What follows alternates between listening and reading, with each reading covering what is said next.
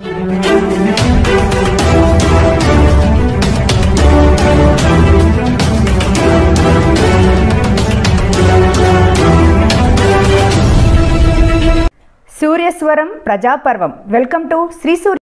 గత ప్రభుత్వం నేటి ప్రభుత్వాలు సైతం దివ్యాంగుల సమస్యల పట్ల స్పందించలేదని, వారి సమస్యలను పరిష్కరించేందుకే స్వతంత్ర అభ్యర్థిగా పోటీ చేసి చట్టసభలో స్థానం సంపాదించాలన్నదే తమ ముఖ్య ఉద్దేశమని వికలాంగుల సంఘం నాయకుడు స్వతంత్ర అభ్యర్థి తనకంటి నారాయణ స్వామి పేర్కొన్నారు.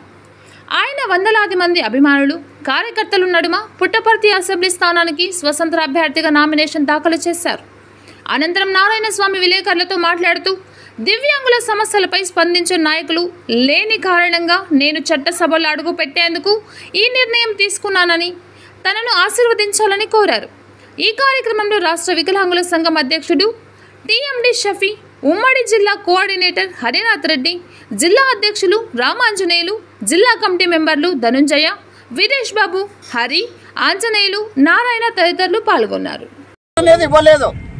ఈ రోజు నేను మన దివ్యాంగుల పార్టీ తరఫున నేను ముందుకు వచ్చినాను.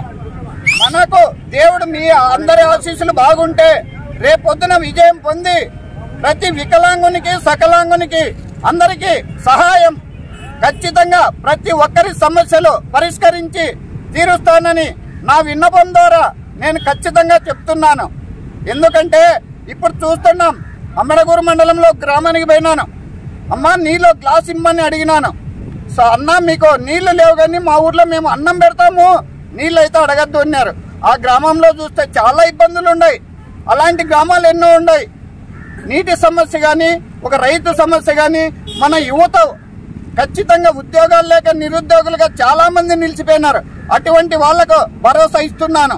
ఖచ్చితంగా మనము రేపొద్దున 13/5/2024 ఖచ్చితంగా పోలింగ్ రోజు మీరంతా వికలాంగులు, సకలాంగులంతా కలిసి మనకు ఖచ్చితంగా గుర్తు అనేది వస్తుంది 2-3 రోజుల్లో. ఆ గుర్తు మీద ప్రతి ఒక్కరూ ఓటు వేయించి గెలిపించాలని నా రాష్ట్రధ్యక్షునిగా ఇవాళ పుట్టపర్తి నియోజకవర్గానికి పూర్తి మద్దతుగా మేము మద్దతు ఇస్తున్నాము.